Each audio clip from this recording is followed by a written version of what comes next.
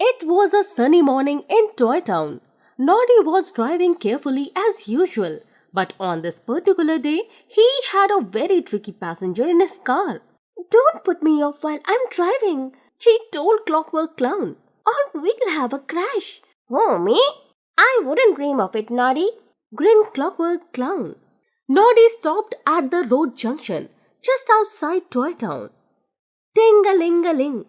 Big Ears rang his bell as he cycled past. "Big Ears must be going into Toy Town to buy something at Dynadol's stall," said Noddy.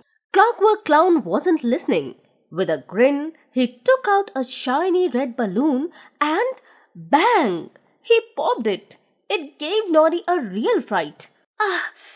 he yelled, and by mistake he put his foot down on the accelerator. Before he knew what had happened, the car was skidding crazily through the streets of Toy Town. Noddy struggled to stop his car.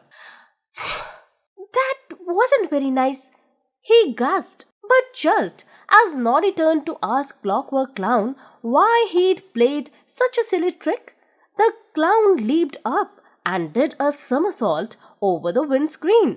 "Thanks for the ride, Noddy," he grinned.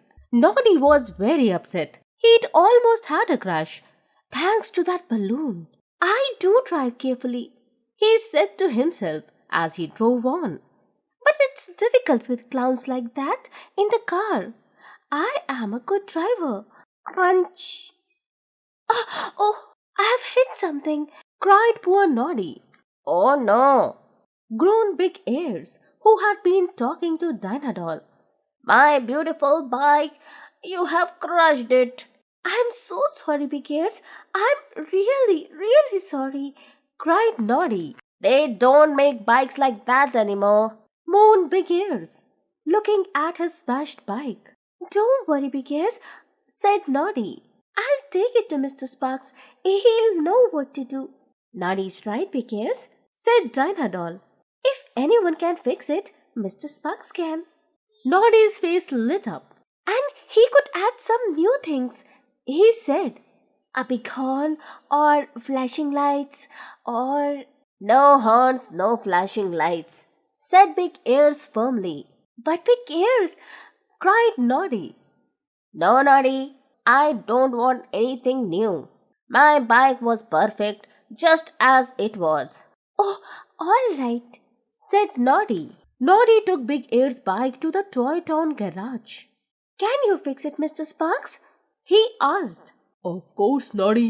I'll make it as good as new." "I bet you could make it even better," said Noddy. "But Big Ears wants his old bike back as it was." "Some people don't like change," said Mr. Sparks. "I feel bad about wrecking his bike, Mr. Sparks," said Noddy. "Is there any way you could make it better than it was?" said Mr. Sparks. "Aha! I do have an idea, Noddy. I could fit Big Ear's bike with a motor." "Oh, yes, Mr. Sparks!" Noddy was thrilled. "A motor would make his bike much more fun." "Can you hide the motor in this basket?" Noddy asked. "Then Big Ears will get a real surprise when he starts pedaling." "Fitting a motor in a basket is quite a challenge," said Mr. Sparks. "But I like it." And he rolled up his sleeves and got started. Later, Noddy took the mended bike to Big Ears at Toadstool House. "Here it is, Big Ears," said Noddy proudly. "Ah," Big Ears gasped. "it's beautiful. Thank you, Noddy. But what's this? I thought I asked you not to add anything new." "It's only a basket, Big Ears, and—" "I love it, Noddy. It's what I've always wanted," said Big Ears, smiling. "It's a special kind of basket, Big Ears," Noddy started to explain. "To make you go faster." "You are funny, Noddy." Big Ears chuckled. "A basket can't make my bike go any faster." "Just try it," said Noddy eagerly. "If Mr. Sparks fixed my bike, I'm sure it's as good as new, Noddy," said Big Ears. "It's better than new, Big Ears. Much better," cried Noddy. "You are right, Noddy," said Big Ears as he began to pedal his bike. Mr. Sparks did a great job. He rode slowly around Noddy. Faster, Big Ears, pedal faster, cried Noddy. All right, I will, said Big Ears. Thundering Toadstools, it's alive, cried poor Big Ears as his pedaling kick-started the motor in a basket. Ah! He shrieked as the bike roared away. Watch out, Noddy, I can't stop, help! Big Ears tried his best to steer, but his bike was going too fast. It swerved around Noddy and zoomed off down the road towards Toy Town, with Big Ears clinging on for dear life. Noddy jumped into his little car and tore after Big Ears. Quick, little car, we have got to rescue Big Ears, cried Noddy, chasing after the runaway bike. As Noddy raced along, he shouted, Slow down, Big Ears. I can't, yelled Big Ears. Any minute now, cried Noddy in a panic. We'll be in the middle of Toy Town's busy streets. Ding-a-ling-a-ling, Big Ears rang his bell madly, warning everyone to get out of his way.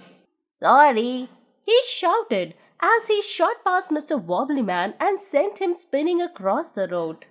Big Ears whizzed past Clockwork Mouse, Mr. Jumbo, Dinah Doll, and Tessie Bear.